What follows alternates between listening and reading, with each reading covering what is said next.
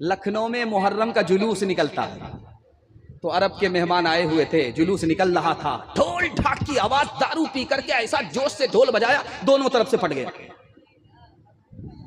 तो मेहमान घबरा गए, कहीं कयामत तो नहीं आ गई, ये भयानक आवाज कहां से आ रही, ऊपर से बिजली तो नहीं गिर गई। तो लोगों ने कहा आपको पता नहीं है, ये इमाम हुसैन का जुलूस निकल रहा है, इमाम हुसैन की शहादत को मनाया जा रहा है। तो अरब के मेहमान हाथ मलते हुए कहने लगे, अफसोस इन बेवकूफ़ों को 1400 साल के बाद खबर हुई, ये मामला तो बहुत पुराना हो चुका है। हाथ उठाइए, वादा कीजिए, तमाशा नहीं करेंगे मगर तमाशा देखेंगे। हाथ उठा दीजिए इंशाअल्लाह, 2-4 आदमी उठाइए। ये देखिए, जैसा आपका दाल चावल वैसा मेरा फातिहा। चांद जब माहे मुहर्रम का नजर आता है, क्या तेरे जिस्म में शैतान उतर आता है, क्या तेरे जिस्म में ताज़ियादारी को तैमूर ने ईजाद किया, लाया ईरान से और हिंद में आबाद किया। गम तुझे है तो फिर इतना तो जरा कर के दिखा,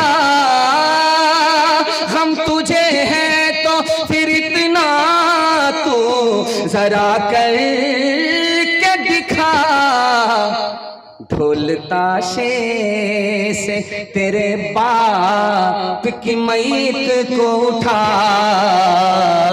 ढोल ताशे से। एक राज की बात बहुत रफ्तार के साथ मैं आपको सुनाने के लिए जा रहा हूं कि आदमी ख्वाब देखता है, वो कब तक पूरा हो सकता है? उस ख्वाब को पूरा होने में 50 साल भी लग जाता है।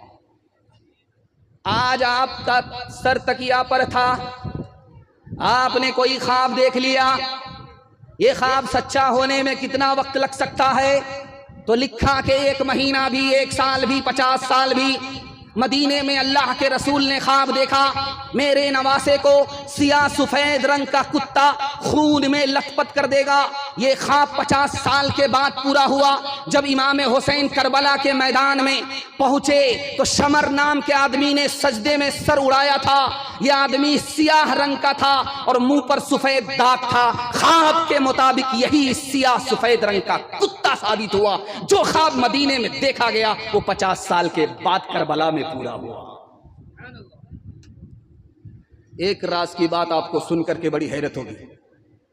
इमाम हुसैन जब दुआ देते थे, दुआ कबूल हो जाती, बद्दुआ करते थे, बद्दुआ कबूल हो जाती। लेकिन करबला में तलवार उठाई दुश्मन के खिलाफ, तलवार ने कोई असर नहीं किया। राज क्या है? एक लाइन में ये मुताला आपकी खिदमत में रखने के लिए जा रहा हूं। सही इब्ने हब्बान में लिखा है कि अगर तलवार जौहर दिखाती, यजीद की गर्दन कट जाती, इब्ने ज़ियाद की गर्दन कट जाती। इमाम हुसैन जो मक्का से चले थे, मदीना से चले थे, करबला के मैदान में आए थे, अगर यजीद के लश्कर को शिकस्त देते तो हुकूमत मिलती। नाना ने नवासे के लिए हुकूमत को पसंद नहीं किया, जो हुकूमत से बढ़कर शहादत थी उसको पसंद किया। इसलिए करबला के मैदान में आकर के मुकद्दर का सिकंदर बन गए, शहादत हासिल किया, यजीद को शिकस्त नहीं दे पाए। हाथ उठाइए, वादा कीजिए, दूसरे की मुसीबत को देख करके हंसेंगे। हाथ उठाइए इंशाअल्लाह। आप कन्या के भी मामू है, दूल्हा के भी मामू, आप दोनों तरफ से हाथ उठा रहे हैं। जो दहकती आग के शोलों पे सोया, वाह हुसैन, वाह हुसैन। जो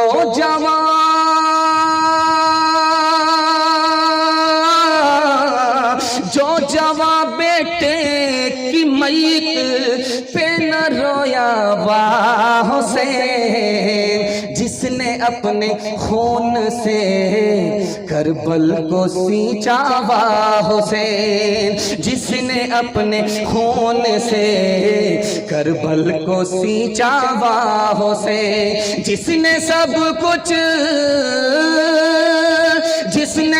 कुछ खो के भी कुछ न खोया वाह हुसैन, जो जवां बेटे की मैयत पे न रोया वाह हुसैन। दूसरा पैगाम आपकी खिदमत में, मैं डर गया था कि पता नहीं जलसा होगा कि मिलाद होगा, लोग खा पी करके सुनने के लिए बैठे हैं, सो जाएंगे और गुलसिता में नहीं कब्रिस्तान में होंगे।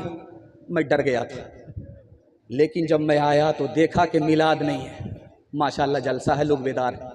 वरना मैं अगरबत्ती मोमबत्ती सब जला करके सबका फातिहा करके निकल जाता। अल्लाह इस जलसे को सलामत रखे।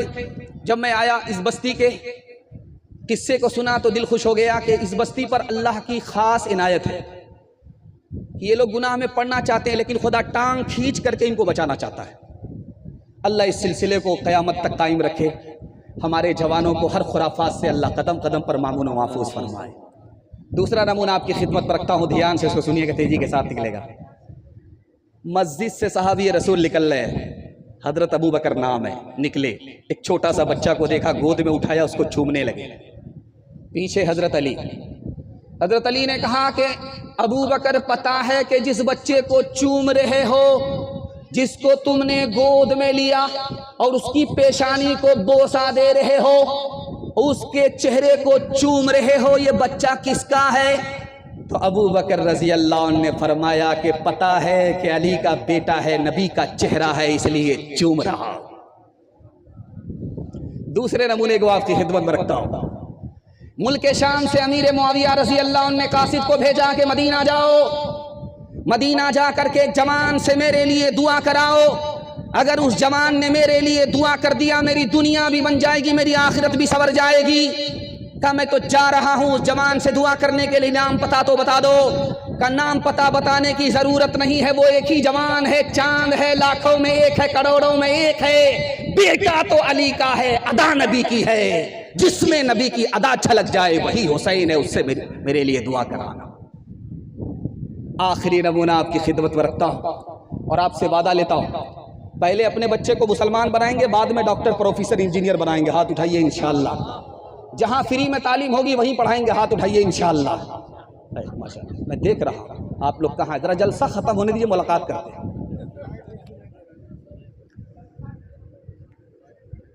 हजरत उमर रजी अल्लाह ताला ने अपने बेटे को 200 रुपये वजीफा दिया और हजरत हुसैन को 500 रुपये दिया। तो हजरत उमर के बेटे ने कहा कि मैं जवान हूं, मुझको 200 रुपये दे रहे हो, और ये हुसैन बच्चा है, इसको 500 रुपये दे रहे हो।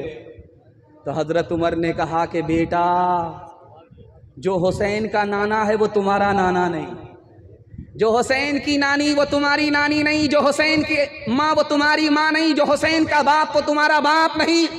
हुसैन नबी का शहजादा है। बेटा, तुम गुलाम होकर के शहजादे से मुकाबला मत करना।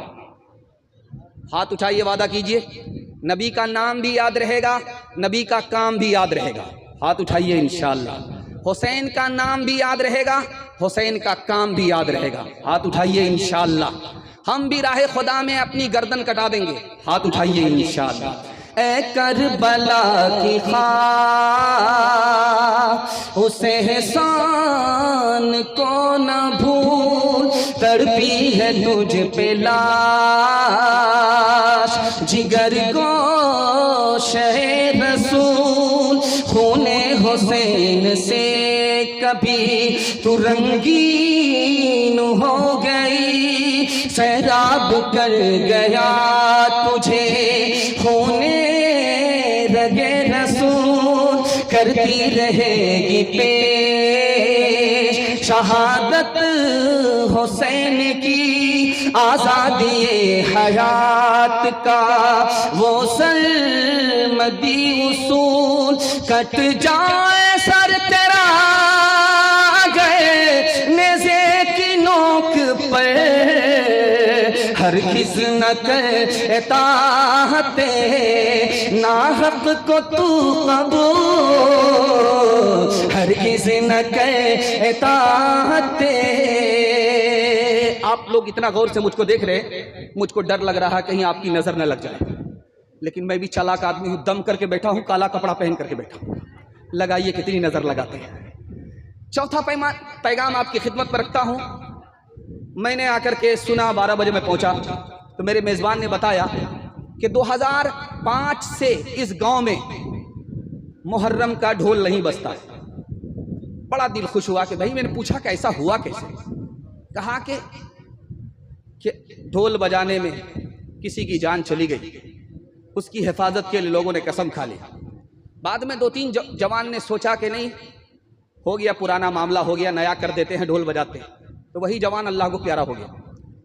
यानी ये लोग गुनाह में पड़ना चाहते हैं, लेकिन अल्लाह ताला रहमत की रस्सी डाल करके इसको खींचना चाहता है। इस बस्ती पर अल्लाह की खास मेहरबानी है। मैं दुआ करता हूँ, मेहमान भी हूँ, मुसाफिर भी हूँ, मैं दुआ करता हूँ अल्लाह आपकी अपनी रहमत के साये में आपको जगह नसीब फरमाए। मैं एक नमूना आपकी खिदमत पे देने के लिए जा रहा हूँ। 300 साल कोई ढोल ढाक नहीं था। 300 साल। ये शुरू कहाँ से हुआ? इराक में। इराक में एक बादशाह था, उसका नाम था मुइज़ुद्दौला देलमी। उसने ऐलान किया कि लोगों दुकान बंद करो, चेहरे को कालिक लगा करके काला करो, औरतों से कहा कि तुम सर से कपड़ा उतारो, सीना को पीटो, बाल को नोचो और जुलूस निकालो, मातम का जुलूस निकालो। ये पहला जुलूस था जो इस धरती पर 300 सदी के बाद वजूद में आया। ये किसी आलिम और सहाबी की सुन्नत नहीं, किसी बादशाह के वोट बैंक की सुन्नत है। अब एक बात आपके इल्म में दे दूं, अल्लाह आपके इल्म में इजाफा फरमाए, मेरे मुताला को ताज़ा फरमाए। हिंदुस्तान में 800 साल कोई ढोल ढाक नहीं था। 800 साल हिंदुस्तान में कोई ढोल ढाक नहीं था। शहनशाह तैमूर का जमाना आया, उसने करबला से कब्र मंगाई। ये इमाम बाड़ा बना है 800 साल के बाद हिंदुस्तान में। उसने वहां से कब्र मंगाई, नकली कब्र। जैसे उस कब्र की जियारत होती है उसी तरह इस कब्र की जियारत कराई। नतीजा ये हुआ कि 800 साल पहले जो करबला में सिलसिला शुरू हुआ था वो हिंदुस्तान में 800 साल के बाद शुरू हुआ। ये किसी आलिम की सुन्नत नहीं है, किसी अकाबिर की सुन्नत नहीं है, किसी मदरसे की सुन्नत नहीं है, किसी ईदगाह की सुन्नत नहीं है, बल्कि बादशाहों के खुराफात। एक राज आपके सामने रखता हूं। हमारी जो राजधानी है वो पटना है, उत्तर प्रदेश की जो राजधानी है वो लखनऊ है। शहीद कौन होता है? शहीद जिंदा जिंदा अल्लाह के पास हाजिर होता है, ये शहीद होता है। शहीद की रूह कौन निकालता? तो लिखा मलकुल मौत नहीं निकालता। जिस वक्त शहीद की रूह कब्ज होती है तो मलकुल मौत आता है, तो अल्लाह कहता है तुम पीछे हटो, मैं अपने बंदे की रूह खुद निकालूंगा। शहीद की रूह अल्लाह निकालता है। शहीद की जब गर्दन कटती है तो उसको कोई तकलीफ नहीं होती। कैसे? मिस्र की औरतों ने यूसुफ के हुस्न को देखा, हाथ काट लिया, तकलीफ नहीं हुई। जब शहीद की गर्दन कटने वाली होती है खुदा सामने आ जाता है, उसके हुस्न को देखकर वो डूब जाता है, उसको उसकी गर्दन इधर कट जाती है, उसको तकलीफ भी नहीं होती है। शहीद को क्या इज्जत अल्लाह देता है? जब शहीद की शहादत अमल में आ जाती है तो फरिश्ता पूछता है कि इसको नहाया जाए कि नहीं, तो अल्लाह की तरफ से जवाब आता है कि ये तो खून से नहाया हुआ है, इसको नहाने की जरूरत नहीं। फरिश्ता कहता है कि इसके कपड़े बदल दें, तो अल्लाह कहता है कपड़े बदलने की जरूरत नहीं है, ये खून के साथ आएगा, उस खून को मैं मुश्क में तब्दील कर दूंगा। और शहीद जब खुदा के पास आता है तो खुदा उसे कहता है कि तुम दूर मत बैठो, मेरे तख्त के करीब आ जाओ। अल्लाह हमें भी राह खुदा में सर कटाने की तौफीक अता फरमाए। हाथ उठाइए, वादा कीजिए, माल दे करके जान देंगे और जान दे करके ईमान बचाएंगे इंशाअल्लाह।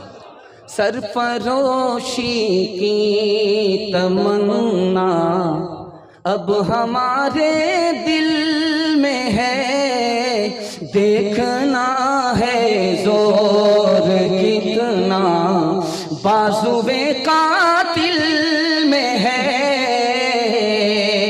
वक्त आने दे बता देंगे तुझे आसमां, हम अभी से क्या बताएं क्या हमारे दिल में है। अब न अगले बलबले हैं और न अरमानों की भी, अब न अगले बलबले हैं और न अरमानों की भी, अब न अगले बलबले हैं और न अरमानों की भी। सिर्फ कट जाने की एक हसरत दिले बिस्मिल में है। सिर्फ कट जाने की एक हसरत दिले बिस्मिल में है। आप मोहब्बत में इतना डूब चुके थे कि सुनाने वाला सुनाता गया और वक्त बैठा नहीं रहा, बड़ी तेजी के साथ गुजर गया। मेरा जलसा अब बिल्कुल खात्मा और मुकदमा बन गया है। अगर आप सो करके सुनेंगे तो जनाजा में इंशाल्लाह पढ़ा ही दूँ। पहला पैगाम आपकी खिदमत में बिस्मिल्लाह खाता खोल रहा हूँ। अल्लाह हमारे सुनाने को आपके सुनने को बेहद कबूल फरमाए। आधा पैगाम निकल गया, आपने मोहब्बत से सुना, आपको भी पता नहीं चला, मुझे भी पता नहीं चला, हाथ ही निकल चुका है, सिर पर दुम फंसी भी है। इंशाल्लाह मरने के बाद अमल करेंगे, हाथ उठा दीजिए इंशाल्लाह। माशाल्लाह मैं जनाजा पढ़ाने में बहुत माहिर हूँ, बेहिसाब जनाजा पढ़ा दिया। चौथा पैगाम आपकी खिदमत में, छोटे छोटे बच्चों के हवाले से, आपके बच्चे जाग रहे हैं, मैं इनके वास्ते दुआ करता हूं अल्लाह इनके मुकद्दर को जगाए। हाथ जोड़ करके एक बात आपसे कहता हूं, आप 3 एहसान अपने बच्चों पर करते हैं, बच्चे सबको भूल जाएंगे, किसी को याद नहीं रखेंगे। अच्छा खाना खिलाते हैं, बच्चे भूल जाएंगे। अच्छा कपड़ा पहनाते हैं, बच्चे भूल जाएंगे। अच्छा मकान बना करके दिया है, भूल जाएंगे। एक एहसान कर दीजिए, कभी नहीं भूलेंगे। आप जाहिल है, कोई फर्क नहीं पड़ता, अपने बच्चे को पढ़ा लिखा दीजिए, जिंदगी पर एहसान याद रखें। हजरत अली से पूछा गया, किसी यहूदी ने पूछा, ये बताओ वो 2 दोस्त कौन है जो कभी दुश्मन नहीं होते? वो दुश्मन बताओ जो कभी दोस्त नहीं हो सकते। इधर सवाल हुआ, उधर जवाब दिया। 2 दोस्त कभी दुश्मन नहीं होते, जिस्म और रूह। 2 दुश्मन कभी दोस्त नहीं होते, जिंदगी और मौत। अमीर मुआविया रज़ी अल्लाह अन्हु से पूछा, ये बताओ वो कौन सा पानी है जो आसमान से गिरा नहीं, जमीन से टपका नहीं? जमीन से टपका नहीं, आसमान से गिरा नहीं। अभी मेहमान खाने में था तो मौलाना बता रहे थे कि यहाँ बारिश नहीं हुई है, पानी सूख रहा है, ट्यूबवेल से भी पानी सूख रहा है। मुझे बड़ा सदमा हुआ कि मैं अभी उत्तर प्रदेश से आया हूँ, ठौना भर पानी मैंने देखा है खेत में लगा हुआ, यहाँ बारिश नहीं है। मैं मुसाफिर भी हूँ और मेहमान भी हूँ, और आप कबूलियत की घड़ी में जलसा सुन रहे हैं। मैं दुआ करता हूँ, आप आमीन कहिए। अल्लाह इस बस्ती को भी रहमत की बारिश से माला माल फरमाए, हर मुश्किल को अल्लाह आसान फरमाए। अमीर मुआविया रज़ी अल्लाह अन्हु से पूछा गया, वो कौन सा पानी है जो आसमान से गिरा नहीं, जमीन से टपका नहीं? वो कौन सा पानी है? इधर सवाल खत्म हुआ, उधर जवाब दिया कि नबी की उंगली से जो चश्मा फूटा था, ये वो पानी है जो आसमान से गिरा नहीं, जमीन से टपका नहीं। तीसरा सवाल पूछा इमाम हुसैन से। इमाम हुसैन ने एक साइल से पूछा, मैं पूरी थैली दे दूंगा अगर तुम मेरे 3 सवाल का जवाब दोगे। तो साइल बोला कि आप बताइए। तो इमाम हुसैन ने उस साइल से पूछा कि सबसे अफजल अमल कौन सा है? वो भीख मांगने वाला कितना इल्म रखता था? फौरन जवाब देता है, अल्लाह पर ईमान लाना सबसे अफजल अमल है। दूसरा सवाल पूछा कि नजात कैसे मिलेगी, अल्लाह के अजाब से बंदा बचेगा कैसे? इधर सवाल खत्म हुआ, वो साइल होकर के फौरन जवाब देता है, अल्लाह पर भरोसा कर लो, यहां भी नजात पा जाओगे, वहां भी नजात पा जाओगे। आपके बच्चों के लिए अजीम तोहफा। इमाम हुसैन ने उस साइल से पूछा कि वो कौन सी चीज है जिससे आदमी खूबसूरत होता है? तो वो साइल जवाब देता है कि अगर आपके बच्चे के हाथ में इल्म है तो आदमी खूबसूरत होता है, आपके बच्चे के हाथ में माल है तो आदमी खूबसूरत होता है। तो कहा कि अगर माल ना हो, इल्म ना हो, का उस पर बिजली गिरे, बज्जड़ गिरे, जमीन फट जाए, उसमें समा जाए। मुझको देर हो रही है, पूरी थैली दीजिए, आपने वादा किया है। हाथ उठाइए, वादा कीजिए, अपने बच्चे को पढ़ाएंगे लिखाएंगे। हाथ उठाइए, इंशाअल्लाह। डॉक्टर का फीस नगद होगा, मदरसे का चंदा उधार। हाथ उठाइए, इंशाअल्लाह। नन्हे से हाथ जोड़ के कहती है तिश्ना काम, कहती है तिश्ना काम, फरमाइए कि आज ये आएगी कैसी शाम, आएगी कैसी शाम। बतलाइए मुझे कि यतीमी है किसका नाम, यतीमी है किसका नाम। आँखों से खूब बहा के ये कहने लगे इमाम, कहने लगे इमाम, बेटी न पूछ कुछ ये, बेटी न पूछ कुछ ये मुसीबत अजीम है। मर जाए जिसका बाप वो बच्चा यतीम है, बच्चा यतीम है। माशाअल्लाह, मैं आपके बच्चों के वास्ते दुआ करता हूँ। मैंने एक जगह बैठ करके यहाँ देखा कि कारी साहब पढ़ रहे थे और कह रहे थे कि फलां साहब इस मिसरे पर ज़रूर उठ करके आए। तो उन्होंने देखा कि पहले वो 200 रुपये हाथ में लिए, उसके बाद 100 रुपये को जेब में रख लिए, 100 रुपये को फिर हाथ में लिया। जब पहला मिसरा आया तो 100 रुपये ला करके दिया, जब दोबारा पढ़ा जाने लगा तो दोबारा 100 रुपये ला करके दिया। वो दरअसल ऐसा इसलिए कर रहे थे कि ताकि माहौल बने, आप लोग भी देख करके आए। लेकिन आप लोग कुर्सी वाले थे, आयतुल कुर्सी वाले नहीं थे। आप लोग कुर्सी छोड़ करके नहीं आए, लेकिन ज़रूर अगर आप लोग साइल के साथ ऐसा करेंगे तो आपको डॉक्टर ऊपर ही भेज देगा, नीचे आपका कोई इलाज नहीं होगा। खिदमत खल्क के लिए आप लोग तैयार हैं? गरीबों की मदद करेंगे? हाथ उठाइए इंशाअल्लाह। जो ससुर से नहीं मिला, जो खुदा से नहीं मिला, ससुर से लेंगे, हाथ उठाइए इंशाअल्लाह। मुझे बार बार दिखाना होता है कि आप लोग पिंडाल में हैं कि ससुराल में। खैर, बड़ी तेजी के साथ पैगाम निकल गया और मैं जल्दी जल्दी से औरतों तक पहुंचने के लिए 2-3 पैगाम सुनाने के लिए जा रहा हूं। मेरा वक्त भी बड़ी तेजी के साथ निकल रहा है, लेकिन आपकी मोहब्बत ने उसको रोक करके रखा है। अल्लाह हमारे सुनाने को, आपके सुनने को बेहद कबूल फरमाए। कूफा के लोग कितने मक्कार होते थे, मैं आपको दिखाने के लिए जा रहा हूँ। इमाम हुसैन को खत लिखा गया, कूफा के लोगों ने खत लिखा, आप आइए, हम साथ देंगे, आपके लिए गर्दन कटा देंगे। तो इमाम हुसैन ने कहा कि मैं ऐसे नहीं जा सकता, मैं अपने आदमी को भेज करके देखूंगा कि तुम सच्चे हो या झूठे हो, गर्दन कटाने वाले हो या गर्दन बचाने वाले हो। उन्होंने अपने कासिद को जब भेजा तो 40,000 का लश्कर इमाम हुसैन के लिए तैयार हो गया। इब्ने जियाद ने उन लश्कर से कहा, गांधी मैदान के उस भीड़ को देखिए, भीड़ जमा हो गई है इमाम हुसैन के साथ। अल्लाह करे कि उस भीड़ में इखलास हो, उसके असर को अल्लाह क़यामत तक बाकी रखे। भीड़ कामयाबी की ज़मानत नहीं है, भीड़ का खुलूस कामयाबी की ज़मानत है। 40,000 का लश्कर इमाम हुसैन के लिए सर कटाने के लिए खड़ा हुआ, लेकिन इब्ने जियाद ने एक धमकी दी कि अगर तुम इमाम हुसैन का साथ नहीं छोड़ोगे, तुम्हारे सरदार को हम चुन चुन करके हलाक कर देंगे।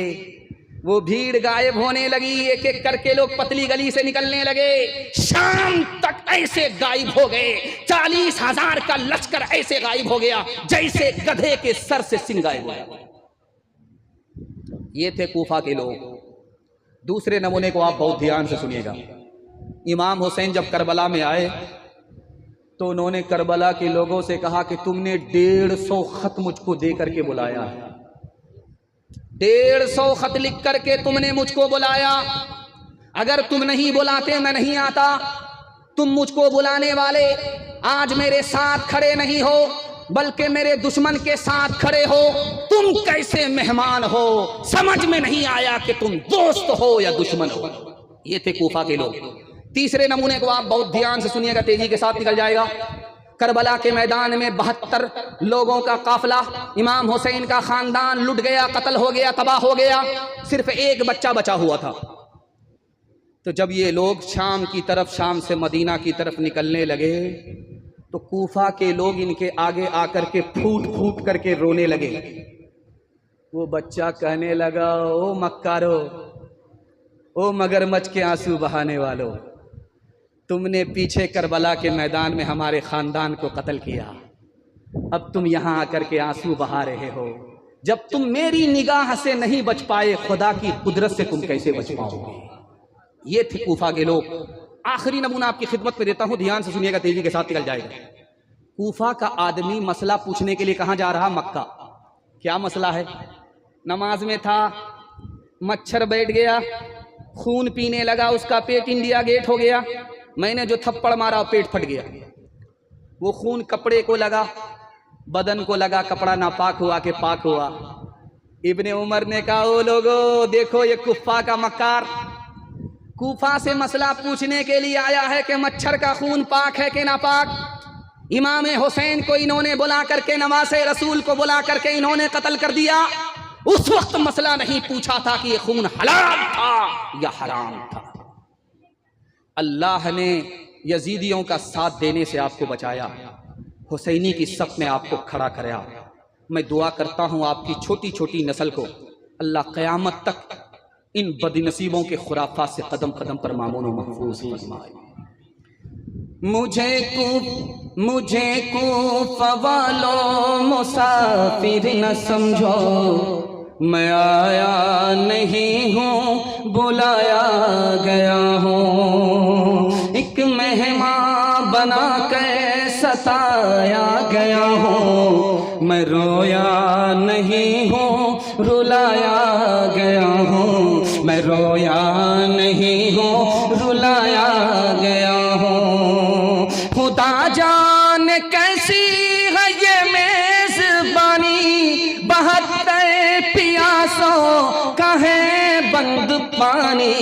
मुकद्दर में है जा मैं कौसर का पीना, मैं प्यासा नहीं हूँ पिलाया गया हूँ। मुकद्दर में है जा मैं कौसर का पीना, मैं प्यासा नहीं हूँ पिलाया गया हूँ। जो झुकता था सर बारगाहे खुदा में, वही सर कलम हो गया करबला में। शहादत की मंजिल को पाया है हमने, मैं मुर्दा नहीं हूँ जिलाया गया हो। पैगाम खत्म हो गया। आखिरी पैगाम यहां से लेकर के वहां तक सुनने के लिए तैयार? जोश के साथ हाथ उठाइए इंशाअल्लाह। दामाद बेटी के झगड़े में दामाद सीधा जेल जाएगा, हाथ उठा दीजिए इंशाअल्लाह। 12 बज जाने के बाद जब मेरा 12 बज चुका है तो आपका क्या हाल होगा? हमको समझ में नहीं आ रहा कि हम लोग पटना में हैं या रांची में। मैं फूल पागल हूं जब 12 बज जाने के बाद जलसा सुनाने के लिए बैठता, और आप हमारा साथ दे रहे हैं, भागने का नाम नहीं ले रहे।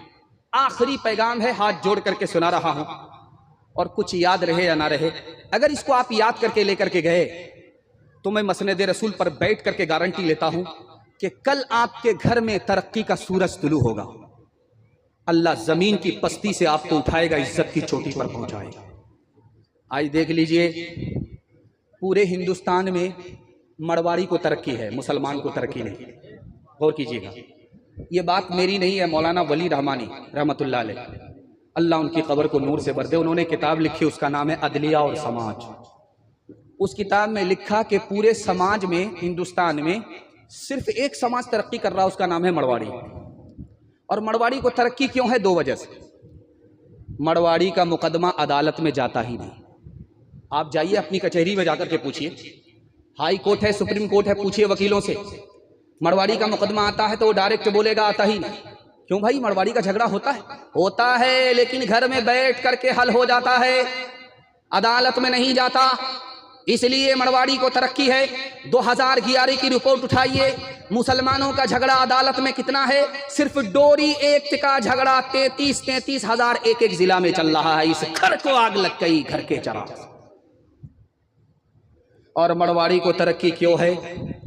मरवाड़ी की एक आदत है, जब उसमें कोई नीचे गिरता है तो सब लोग मिल करके उसको संभालते। 100 मरतबा गिरेगा, 100 मरतबा संभालेंगे, जिंदगी भर गिरेगा, जिंदगी भर संभालेंगे। क्यों? कौम का आदमी है, तरक्की से पीछे रह जाएगा, कौम उसको संभाल करके चलती है कि उसको अलग नहीं होने देंगे, तरक्की से पीछे नहीं होने देंगे। मुसलमानों में सपोर्ट की बात तो दूर की है, मदद की बात तो दूर की है, सहारा देने की बात दूर की है। घर में कोई आदमी तरक्की का आसमान अगर छूता है तो घर का ही आदमी उसकी टांग पकड़ करके नीचे करता है, बेटा इतनी जल्दी ऊपर जाने की जरूरत नहीं है। इसलिए मुसलमान को तरक्की नहीं है, मरवाड़ी को तरक्की है। हाथ उठाइए, वादा कीजिए मोहब्बत से जिएंगे, मोहब्बत से मरेंगे, नफरत नहीं करेंगे, माफ करेंगे, दूसरे की मदद करेंगे, मदद से हाथ नहीं खींचेंगे इंशाअल्लाह। अभी आपने देखा होगा कि रमजान गुजरा, रमजान में एक जुमा आई, उसका नाम था अलविदा जुमा। जुमा आया था, उसका नाम था अलविदा जुमा। चाहे सीतामढ़ी हो, चाहे मुजफ्फरपुर हो, चाहे दरभंगा हो, हर जगह अलविदा जुमा में एक ऐलान हुआ। वो ऐलान क्या था? ईद की नमाज ईदगाह में होगी 9:30 बजे, 8:30 बजे, 7:30 बजे। जैसे ही मुजफ्फरपुर में इमाम साहब खड़े हुए ऐलान के लिए, तो एक मुक्तदी कहता है, इमाम साहब ईद की नमाज मस्जिद में पढ़ोगे तो पढ़ूंगा, अगर ईद की नमाज ईदगाह में पढ़ोगे तो कभी नहीं पढ़ूंगा। अब इमाम साहब के पैर के नीचे से जमीन निकल गई। उसको समझाया, अरे अल्लाह का बंदा, जुमा की नमाज नहीं है मस्जिद में पढ़ी जाए, ईद की नमाज है, ईदगाह में पढ़ी जाती है। जब बारिश उरिश हो जाती है तब मस्जिद में पढ़ी जाती है। अच्छा ये बताओ कि तुम ईद की नमाज ईदगाह में पढ़ना क्यों नहीं चाहते? तो उसने कहा कि मेरे भाई का मुकदमा चल रहा है 10 साल से, वो ईदगाह में पढ़ता है, जब वो मदवक्त ईदगाह में पढ़ेगा तो मैं कभी नहीं पढ़ूंगा। तो इमाम साहब ने कहा कि 2 मिनट में मसला हल कर देते। ईद की नमाज तुम भी ईदगाह में पढ़ोगे, वो भी ईदगाह में पढ़ेगा, वो एक किनारे में पढ़ेगा, तुम एक किनारे में पढ़ना। जब नमाज खत्म हो जाएगी वो अलग रास्ते से चला जाएगा, तुम अलग रास्ते से चले जाना। सांप भी मर गया, लाठी भी बच गई। तो खफा होकर के कहता है कि आप एक किनारे की बात करते हो, अगर मुझे पता चल गया कि मेरा भाई जन्नत में गया है तो मैं जन्नत में भी नहीं जाऊंगा। जिंदाबाद जिंदाबाद ऐ मोहब्बत जिंदाबाद, जिंदाबाद जिंदाबाद ऐ मोहब्बत जिंदाबाद। मंदिर में तू, मस्जिद में तू ही है ईमानों में, मुरली की तानों में तू, और तू ही है आजानों में। मुरली की तानों में तू, और तू ही है आजानों में। तेरे ही दम से दीन और धर्म की, तेरे ही दम से दीन और धर्म की दुनिया है आबाद। जिंदाबाद जिंदाबाद ऐ मोहब्बत जिंदाबाद। ताजे हुकूमत जिसका मजहब, फिर उसका ईमान कहाँ। जिसके दिल में प्यार न हो वो पत्थर है इंसान कहाँ। जिसके दिल में प्यार न हो वो पत्थर है इंसान कहाँ। प्यार के दुश्मन होश में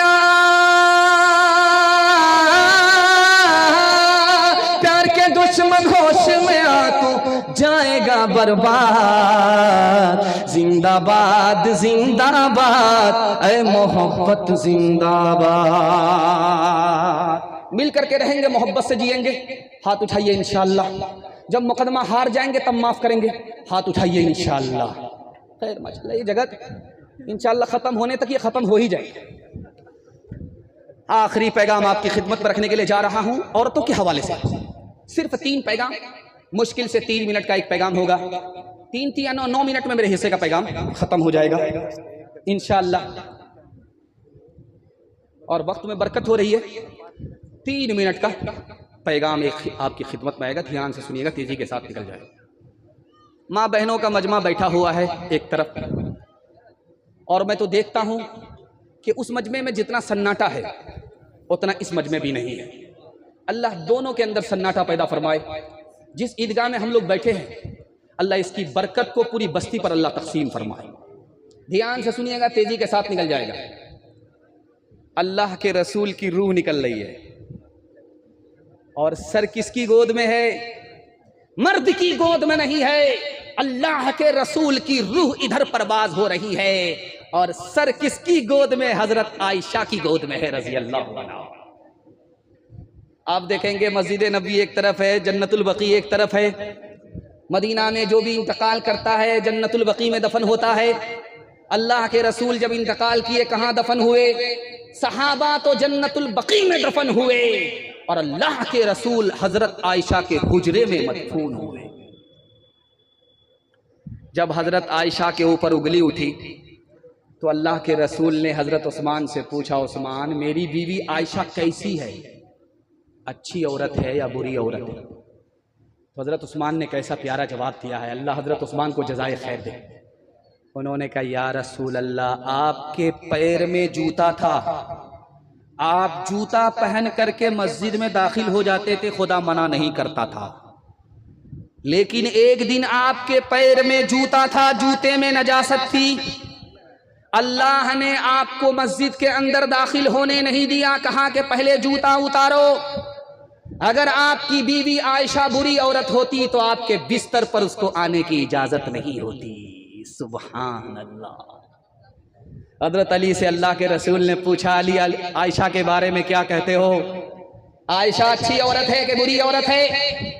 हजरत अली ने कहा कि या रसूल अल्लाह, मैंने पूरी जिंदगी देखा है आपके जिस्म पर कभी मक्खी नहीं बैठी, दुनिया का पहला इंसान मेरी नजर में आपकी शख्सियत है, मैंने पूरी जिंदगी देखी कि आपके जिस्म पर कभी मक्खी नहीं बैठी।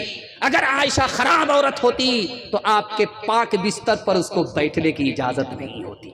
सुभान अल्लाह। माँ की उम्र बराबर, बेटी की उम्र बराबर, एक जगह माँ भी बैठी है, बेटी भी बैठी है। आप बोलेंगे कि माँ और बेटी की उम्र बराबर कैसे हो सकती है? हो सकती है।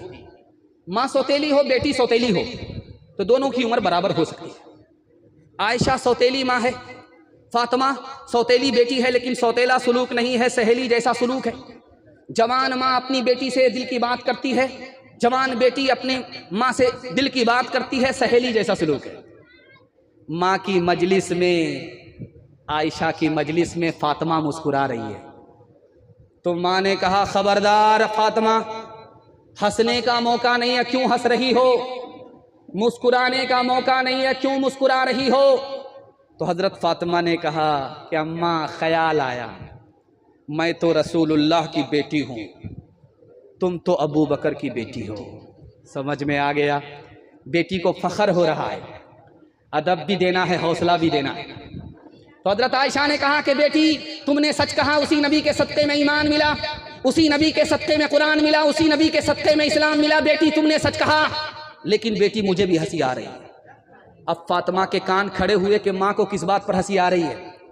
कहा कि बेटी, तेरा वक्त आएगा, तू कब्र में पहुंचेगी, मेरा वक्त आएगा, मैं कब्र में पहुंचूंगी। बेटी, जब तेरे हक में फैसला होगा तो कब्र से निकल करके जन्नत में जाएगी। बेटी, जब मेरे हक में फैसला होगा मैं कब्र से निकल करके जन्नत में जाऊंगी। लेकिन बेटी, मुझे हंसी इस बात पर आ रही है कि जब तू जन्नत में जाएगी तेरे हाथ में अली का हाथ होगा। बेटी, जब मैं जन्नत में जाऊंगी मेरे हाथ में रसूलुल्लाह का हाथ होगा। अल्लाह अल्लाह, कितना ऊंचा आयशा का है मकाम, हश्र तक उन्हीं के घर पे है मोहम्मद का क़याम, जिस पे बांधा था खुदा के दुश्मनों ने इत्तिहाम। आज तक इंसान शर्मिंदा है उस इल्जाम पे, हो मेरे माँ बाप कुर्बान उस मुक़द्दस नाम पे, हो मेरे माँ बाप कुर्बान उस मुक़द्दस नाम पे, हो मेरे माँ बाप कुर्बान उस मुक़द्दस नाम पे, हो मेरे माँ बाप कुर्बान उस मुक़द्दस नाम पे। आयशा के सैकड़ों एहसान है इस्लाम पे, आयशा के सैकड़ों एहसान है इस्लाम पे। अपनी बेटी को, बहू को आयशा का नमूना बनाएंगे? उनकी आबरू और ईमान की हिफाजत करेंगे? हाथ उठाइए इंशाअल्लाह। बहन से ज्यादा साली पर मेहरबान होंगे? हाथ उठाइए इंशाअल्लाह। मैंने चाचा आपको देखा, आपकी साली मर भी गई है फिर भी आपने हाथ उठाया। खैर, अल्लाह आपकी उम्र में बरकत अता फरमाए, आपका साया ताबीर कायम फरमाए। आखिरी पैगाम सुना रहा हूं फातिमा के हवाले से, मियाँ बीवी के हवाले से। आप लोग यहां से लेकर के वहां तक सुनने के लिए तैयार है? जोश के साथ हाथ उठाइए इंशाअल्लाह। औरत को सर पर बिठाएंगे, हाथ उठा दीजिए इंशाअल्लाह।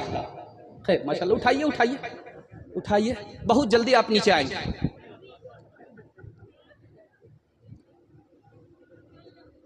हजरत अली रजी अल्लाह तआला अन्हु ने अल्लाह के रसूल से बड़ा खतरनाक सवाल किया, या रसूल अल्लाह ये बताइए कि फातिमा से ज्यादा मोहब्बत है या मुझसे ज्यादा मोहब्बत है? कितना खतरनाक सवाल है। और अल्लाह के रसूल तो अल्लाह के रसूल है, चुटकी में जवाब दिया। अल्लाह के रसूल ने कहा, अली मोहब्बत तो फातिमा की ज्यादा है, लेकिन मेरे दिल में इज्जत आपकी ज्यादा है। आपकी इज्जत फातिमा से भी ज्यादा है और फातिमा की मोहब्बत आपसे ज्यादा है। अल्लाह के रसूल ने सांप भी मार लिया, लाठी भी बचाई। हजरत फातिमा ने आकर के कहा, या रसूल अल्लाह, अली से आपने मेरा निकाह कर दिया, उसकी आंख कमजोर है। या रसूल अल्लाह, मेरे निकाह से पहले अली की आंख तो देख लेते। अली की आंख छोटी छोटी है, आंख कमजोर है, आपने उससे मेरा निकाह कर दिया। अल्लाह के रसूल ने फरमाया, फातिमा, मैंने उस आदमी से तुम्हारा निकाह किया है जो मेरे खानदान में सबसे पहले इस्लाम ले आया। फातिमा, मैंने उस लड़के से तुम्हारा निकाह किया है जो मेरे खानदान में सबसे ज्यादा मेरे बाद इल्म रखता था। फातिमा, मैंने अपने खानदान में उस लड़के से तुम्हारा निकाह किया है जो सबसे ज्यादा अखलाक रखता था। बेटी, सूरत को मत देखो, सीरत को देखो। अल्लाह के रसूल का सर तकिया पर है, दरवाजे पर दस्तक हुई। आपने पूछा, कौन? तो कहा फातिमा। कहा, बेटी तुम्हारे आने का वक्त तो नहीं, कैसे आई? कहा, अली से खफा होकर के आई। कहा, बेटी अली तुम्हारे शौहर है, मैं तुम्हारा बाप हूं। अली की इजाजत के बगैर मेरे घर में कदम रखोगी, दरवाजा बंद तो मिलेगा, खुल नहीं सकता। बेटी उल्टे पांव वापिस जाओ, अपने शौहर से माफी मांगो, अली से माफी मांगो। अगर अली ने तुमको माफ नहीं किया, तुमने माफी नहीं मांगी, बेटी मैं जिंदा रहा, तुम्हारी नमाज तुम्हारा जनाजा उठ गया, तो बेटी मैं तुम्हारी नमाज जनाजा पढ़ूंगा भी नहीं, पढ़ाऊंगा।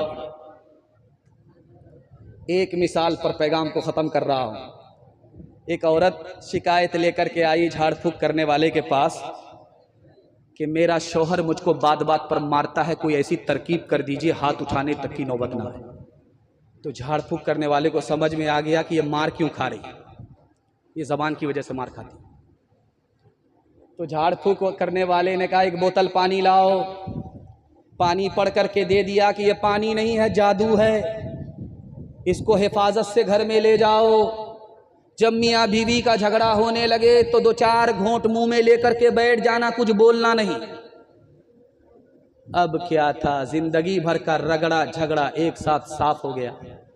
झाड़ फूक करने वाले को पता था कि औरत की जबान कैंची की तरह चलती है और मर्द का हाथ लाठी की तरह चलता है। ये अगर जबान पर काबू कर ले, वो हाथ पर काबू कर ले, तो जिंदगी में कभी झगड़ा नहीं होता। राबिया बसरी सा अपने दिल में पैदा कर कमाल, हजरत आयशा सिद्दीक़ा की बन जा तू मिसाल, फातिमा ज़हरा की सीरत का जरा करना ख्याल, जिंदगी में गम भी आए तो न होना तो निढाल, अपने शौहर की एताअत तुझ पे लाजिम है सदा, हुक्म मौला है यही है, हुक्म मौला है यही है, और कौले मुस्तफा। माशाअल्लाह, एक जवान उठकर गया, मुझे लगा कि ये ज्यादा चोट खाया हुआ अपनी बीवी की तरफ से। खैर जल्दी से आया, वो छुप गया है, उसका चेहरा मैं देख नहीं रहा। माशाअल्लाह जलसा खत्म होने तक वो नजर नहीं आएगा। आखिरी पैगाम माँ बाप की खिदमत के हवाले से सुना रहा हूँ, और वक्त में इतनी बरकत हुई कि मैं अपने टारगेट को, अपने निशाने को पहुँच गया, अपने आखिरी मौजू के ऊपर पहुँच गया। मुझे उम्मीद नहीं थी, मुझे ऐसा लग रहा था कि बड़ी जल्दी में बड़ी रफ्तार के साथ सुना करके मुझे रुखसत होना होगा, लेकिन आपकी मोहब्बत ने वक्त को रोक दिया है। अल्लाह हमारे सुनाने को, आपके सुनने को बेहद कबूल फरमाए। आपकी जवान बेटी के लिए मैं दुआ करता हूँ, अल्लाह गैब से मुनासिब जोड़े का इंतजाम फरमाए। माँ बाप की खिदमत के हवाले से यहाँ से लेकर के वहाँ तक सुनने के लिए तैयार, हाथ उठा दीजिए इंशाअल्लाह। बीवी से पूछ करके माँ बाप को खर्चा देंगे, हाथ उठा दीजिए इंशाअल्लाह। खैर माशाअल्लाह, उठाइए, उठाते जाइए।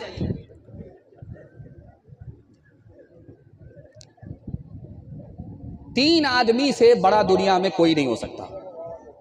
कितनों ही पैसा वाला हो जाए, कितनों ही कुर्सी वाला हो जाए, तीन आदमी के सामने उसको छोटा ही होना पड़ता है, वो बड़ा नहीं हो सकता। अल्लाह आपके इल्म में इजाफा फरमाए, मेरे मुताला को ताज़ा फरमाए। पहला आदमी हाकिम। हाकिम के सामने प्रधानमंत्री को भी खड़ा होना पड़ता है। जो रुतबा हाकिम का है वो प्रधानमंत्री का भी नहीं। दूसरा आदमी आपका उस्ताद। आप पढ़ लिख करके उस्ताद से भी बड़ा मर्तबा हासिल कर लीजिए, लेकिन उस्ताद के सामने आपका रुतबा छोटा ही होगा, बड़ा नहीं हो सकता। तीसरी हस्ती जिसके सामने बड़ा से बड़ा पैसा वाला, बड़ा से बड़ा कुर्सी वाला छोटा है, वो कोई और नहीं, माँ बाप की हस्ती है। माँ बाप के सामने बेटा अगर आसमान की बुलंदी तक तो पहुंच जाए, लेकिन माँ बाप के रुतबे से उसका रुतबा बड़ा नहीं हो सकता। दुनिया में नाफरमान था, दोज़ख में चला गया। उसके माँ बाप नाफरमान थे, वो भी दोज़ख में चले गए। जब माँ और बाप एक जगह आग में जल रहे थे तो बेटा देख रहा है कि मैं भी जल रहा हूँ, नाफरमानी की वजह से, माँ बाप की नाफरमानी की है इसलिए जल रहा हूँ। मेरे माँ बाप आग में जल रहे, इन्होंने अपने माँ बाप की नाफरमानी की है इसलिए आग में जल रहे। बेटा भी एक जगह, माँ बाप भी एक जगह। उसको एहसास हुआ कि मालिक, मेरे माँ बाप की तकलीफ मुझको देखा नहीं जाता, इसका गुनाह मेरे सर पर डाल दो, दोज़ख में मेरी मुद्दत को बढ़ा दो, लेकिन खुदा के वास्ते मेरे माँ बाप को दोज़ख से निकाल दो। अल्लाह ने कहा कि तू दुनिया में तो बड़ा नाफरमान था और दोज़ख में आकर के माँ बाप की तरफदारी करता है। चलो मेरा भी फैसला सुन लो, तुम्हारे माँ बाप भी जन्नत में जाएंगे और तुम माँ बाप की तरफदारी के नतीजे में माँ बाप के साथ जन्नत में जाओगे।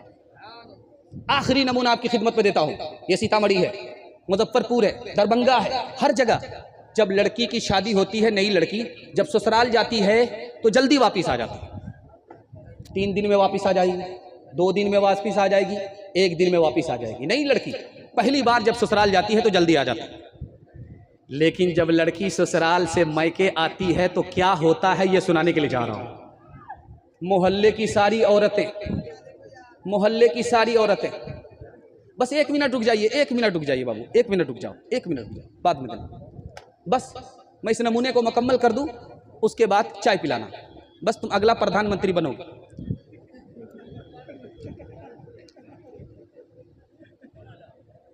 तो मोहल्ले की सारी औरतें घेर लेती है और सवाल जवाब होता है, बेटी ससुराल से आ रही हो, तुम्हारे ससुर कैसे थे? तो लड़की कहती है सुभान अल्लाह। दूसरा सवाल पूछा जाता है कि बेटी ससुराल से आ रही हो, शौहर कैसे थे? तो लड़की कहती है माशाअल्लाह। तीसरा सवाल पूछा जाता है कि बेटी ससुराल से आ रही हो, ससुराल कैसी थी? तो लड़की कहती है अल्हम्दुलिल्लाह। अब एक चालाक औरत सामने आती है कि बेटी ये सब सवाल फालतू है, असल सवाल का जवाब दो, तुम्हारी सास कैसी थी? तो लड़की कहती अस्तगफिरुल्लाह ला हौला वला कुव्वता इल्ला बिल्लाह, जल्ले तू जलाल तू, उस बला को टाल तू। अब माँ को समझ में आ गया कि मेरी बेटी को सब पसंद है, सास पसंद नहीं है। माँ तो माँ होती है, अदब भी देती है, हौसला भी देती है। माँ ने कहा कि बेटी तुम्हारे जवाब से मुझको सदमा हुआ, तुमको सब पसंद है, सास पसंद नहीं, लेकिन मेरे सवाल का जवाब दो, पहली मर्तबा मैं कैसे ससुराल कौन ले गई? तो कहा सास आई थी, 100 लड़की को चुना, 99 को कैंसिल किया, मुझको पसंद किया, बेटे की बहू बनाकर मैं कैसे ससुराल ले गई। अब माँ ने मौके का चौका मारा, बेटी ये सास का ही एहसान है, इतनी अच्छी ससुराल मिल गई, ये सास का ही एहसान है, इतने अच्छे शौहर मिल गए। बेटी सास बला और मुसीबत नहीं, कभी माँ और कभी माँ से बढ़कर होती है। हाथ उठाइए, वादा कीजिए शादी से पहले माँ बाप को कमा करके खिलाएंगे इंशाअल्लाह, शादी के बाद सास ससुर को कमा करके खिलाएंगे इंशाअल्लाह, माँ बाप को माँ बाप कहेंगे, सास ससुर को किबला और काबा। हाथ उठाइए इंशाअल्लाह। माशाअल्लाह माशाअल्लाह। पूरी ताकत लगा देने के बाद रात भर रोया, एक भी ना मरा, जो एक मरा सुबह उठ कर भागा। माता पिता की चाह को बेटा जो ठुकराए, माता पिता की चाह को बेटा जो ठुकराए, समझो उस परिवार का, समझो उस परिवार का सब कुछ गवा पिलाए, सब कुछ गवा पिलाए। सास को जब कोई बहू पग पग दे इल्जाम, सास को जब कोई बहू पग पग दे इल्जाम, उस घर से बरकत गई, उस घर से बरकत गई, नरक हो गया धाम, नरक हो गया धाम। माँ बाप तरसे हैं पीने को पानी, बेटा है राजा बहू फुलवा रानी, बेटा है राजा बहू फुलवा रानी, बुढ़वा और बुढ़िया पे कुछ नहीं ध्यान, है रे मुसलमान, है रे मुसलमान। माँ बाप भाई बहन को रुलाए, बीवी को बाहर से लाकर खिलाए, कल तेरी औलाद, कल तेरी औलाद लेगी परान, है रे मुसलमान, है रे मुसलमान, है रे मुसलमान, है रे मुसलमान। 3 वादे पर आप खड़े हो जाइए, जिंदगी भर के लिए जलसा कामयाब होगा। हाथ उठाइए, वादा कीजिए अल्लाह की इबादत करेंगे इंशाअल्लाह, रसूलुल्लाह की इताअत करेंगे इंशाअल्लाह, मखलूक की खिदमत करेंगे इंशाअल्लाह, आज आज़ान कल नमाज पढ़ेंगे इंशाअल्लाह। न किताबों से नवाजों से नज़र से पैदा, दीन होता है बुजुर्गों की नज़र से पैदा। नहीं सीखा इन्होंने दीन रखे शेख के घर में, पले कॉलेज के चक्कर में, मरे साहब के दफ्तर में थे, केक के चक्कर में तो रोटी भी गई, बड़ी शे की ताक में थे तो छोटी भी गई, न मानी बात वाइस की, थे पतलून के चक्कर में तो लगोटी भी गई। वाह खुदा वाना अनिल हम्दुलिल्लाह।